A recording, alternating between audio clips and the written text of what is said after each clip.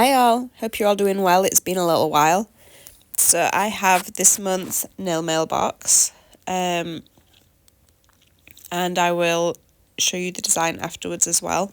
So I'm doing this on voiceover because the house was really noisy.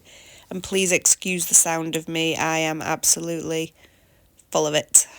So sound croaky. So this design is by Chloe Morgan and it's Beauty by Chloe. She won the Nailmail February box challenge, so this is her design that she picked for the competition and it's been made into a box.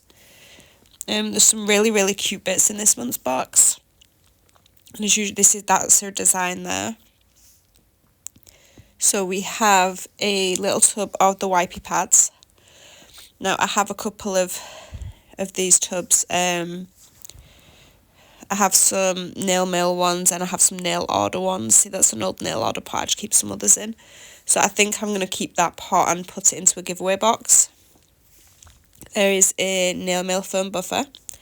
And you know I love me a curved foam buffer, because as I'm showing there, you can tuck it perfectly into that cuticle without cutting your client, and you can get that nice and flush so you don't have that lip as it grows out. There is a box of the little Nailmail, kind of like makeup sponges. These things are fantastic for chrome. There is a lovely little wax mat that smells really nice, by the way, and it's made for you by Sabrina. There is a set of pink and red chromes with a couple of dibby dabbies. I'm really liking the pressed chromes because they're kind of not going everywhere. And look at this beautiful little brush with its little case. Perfect for sitting on your desk. And it just slides right out. Oh, and the feeling is beautiful. It reminds me of the old-fashioned shaving brushes. My granddad used to have one. You know, you'd put it in like the soapy stuff and then leather your face with it. It's really soft like that. I have a ring one that's similar that I got off Temu. I think I got like £1 off Temu, and that's awesome. But yeah, same softness, really thick. And what else do we have? Oh, these are a couple of lids for the gel paints. Now I don't take my foil fully off my gel paints. As you've seen, I just cut a little hole in the top, so I won't really use those. But their colours, I moved them before I could see the colours. And a new brush. Now, I currently have, I do not know how many brushes on the go, and I definitely need to scale back, so I will not be opening this one. I am going to put this aside. Don't worry, I do remove the plastic tubing. I get my tweezers out and stick it out. But I'm going to put that away for a giveaway box. So this is the pink colour. It's beautiful, and this goes on in one coat. Do I show you the colour's name again, or do I flash it away too quickly? It is Tiffany, or Taffy. I will double check that. And this is the red one. I believe that is Bombshell. Now, I wasn't expecting it, but that red is actually transparent. Really nice. Definitely see-through. So this is my version of Chloe's awesome tutorial. I wanted like a milky base, but I should have probably opted for a different colour in hindsight. I'll warn you now, I haven't edited this video, so you are going to see my fuck-ups. I made quite a few.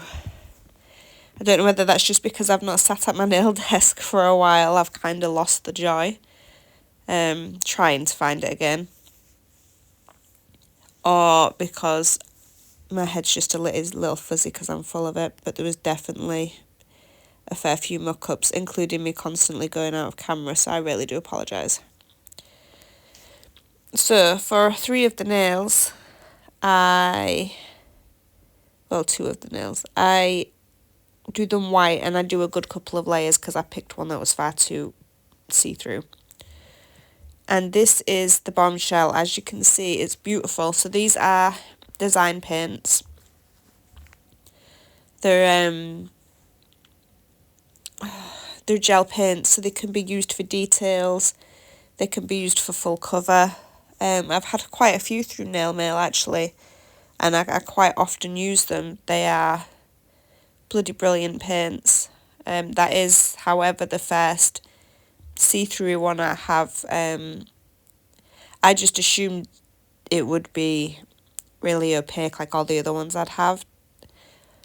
If I had have thought to swatch it beforehand, I may not have done this set on completely transparent tips, just to give me that little background. So here is one said screw up. I am matte top coating all of the nails because I need the white ones matte top coated. However, since I need to chrome the two coloured nails, I did not need a matte top coat. And I realised after I'd cured it and completely ballsed it up. So I put a glossy top coat over those. However, what I'm not sure if I keep in is my second balls up, where I put on a shiny top coat that chrome does not stick to. It happens. Chrome does not like all shiny top coats. Some of them it damn right hates. Coincidentally, the one I use it damn right hated. So I end up having to go over the multiple layers already on those two coloured nails and do another layer of the detail paint itself, because chrome actually likes to stick to that. This is where I realised my mistake. I started buffing and thought, what are you doing? Because as you know, for my chrome nails and isolated chrome especially, I like to matte top coat and then I like to buff, just to be on the safe side. Oh no, here we go. There's the second mistake. That's the top coat. But yeah, so in the end, I do end up redetailing that paint, and then we will see the chrome application.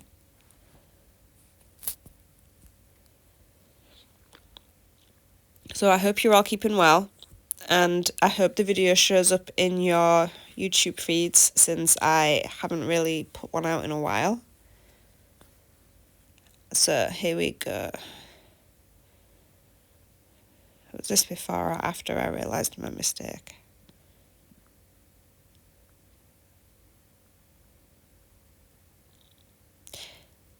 I do believe that was me realising my mistake with the top coat. I do believe, however, this is after I fixed it. Let's see, shall we?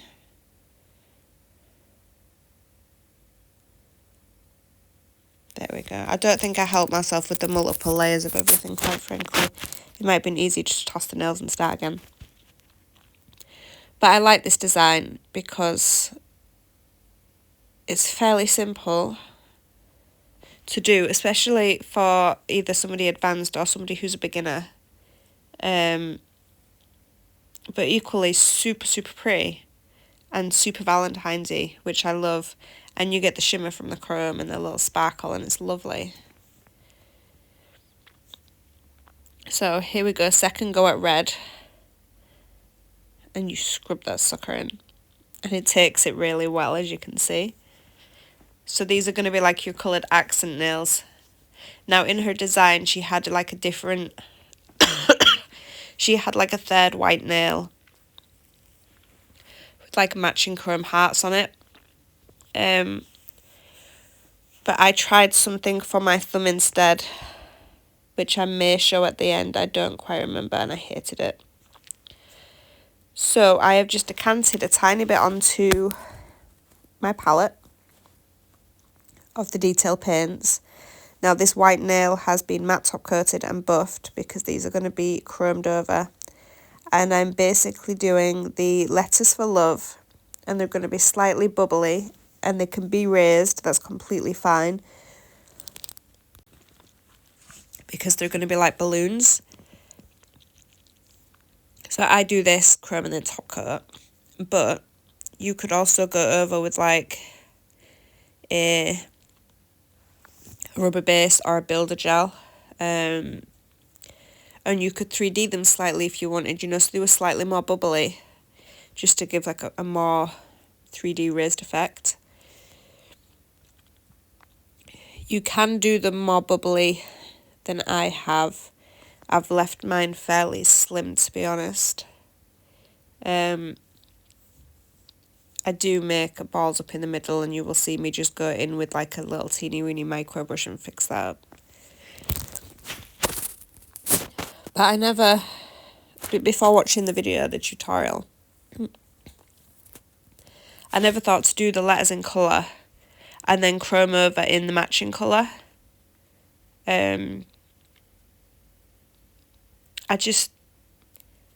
I've always done it in black gel paint out of habit, but really these are colours I'm already using, and it saves me getting that extra paint out, and it keeps them nice and light, because if you notice when you put chromes on like a white or a black, the colour differs, but these are on like their little matching cells.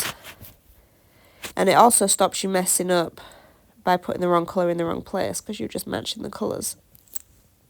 Kind of like a game snap. So you want to full cure those because you're chroming over, so you don't want to do a flash cure, because you could end up with uncured gel, which is not something you want to have, even on a set of false tips. So we're just going to do our V.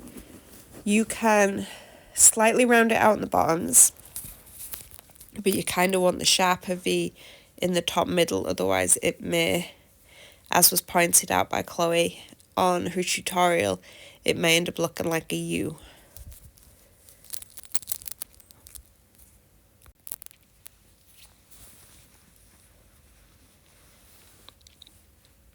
But these really are lovely detail paint. That pink one is very, very thick, but very, very lovely. And a tiny bit goes a long way. So it looks like a lot on that palette, but that's not, that's one of the like the small ones. So I do actually use one of my scrapers, and I pop the rest of that back into the pots because there's no point wasting it. I know sometimes, especially, I'd say especially as a newbie, but even as like a long-standing nail person, you can look at the price of the pots of gel paints and think, oh my wow, that's so expensive.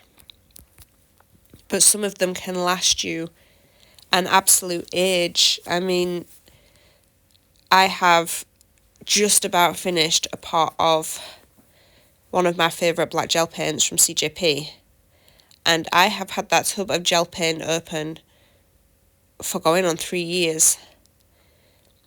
Okay, somebody who uses it day in, day out on like 4 or 5 clients may go through it a little quicker, but not by a lot, because such a tiny amount can go such a long way with these gel paints. I mean, I've recently had a clear out of my nail drawer and even put some up for sale because I had duplicates that I'd bought and thought I'd need and have never ever gotten around to using. So because this is a smaller surface, I have gone in with the little eyeshadow dibby dabby. But the gel paints are definitely worth the investment.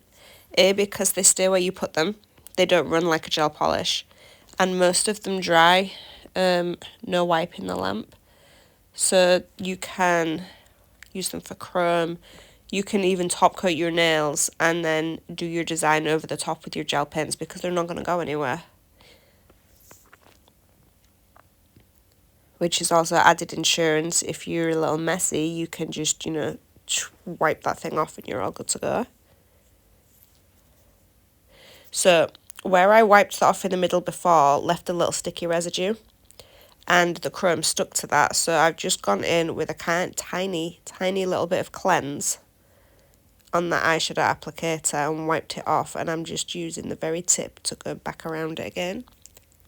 Some of the gel paints though do come in different size tubs, so I do believe these ones from Hona are 10 gram or 10 mil. I'd have to have a look.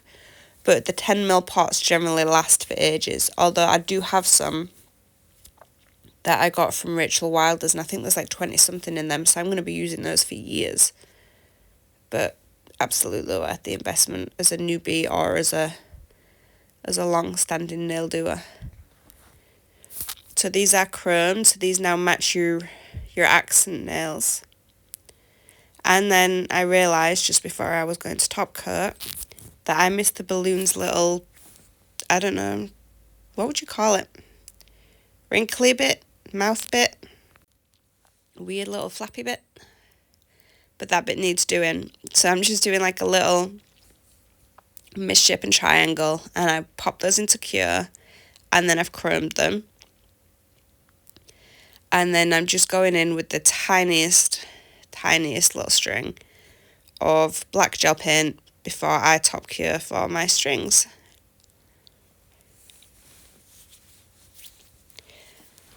But anyway, thank you all for joining me and listening to me rant at you for the past 16 minutes and 20 seconds. If you've made it to the end of the video, thank you. Don't forget to check out Chloe on Instagram. I will put her link in the description box. She has some beautiful designs. Nailmail box are also currently running an offer. Try your first box. I think it is for £20. And if you've enjoyed this video, please leave me a like. And if you haven't already, please subscribe. I didn't manage to get to my total of 1,000 subscribers last year. So it's definitely on the wish list for this year. If you could help out there, I would be eternally grateful. Thank you very much. And I really hope you give this design a try. It would look good in a multitude of colours. And contrary to my faffing around and ballsing it up, it is a very, very easy and very, very lovely design. See, it looks lovely on. I'll show you my disgusting thumb. And then I popped that off. I did attempt one of those 3D chrome balloons. Word to the wise, way, way, way harder than it looks.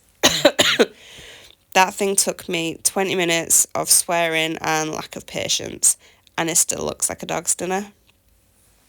So, if any of you have made one, tips would be appreciated. Bye, guys.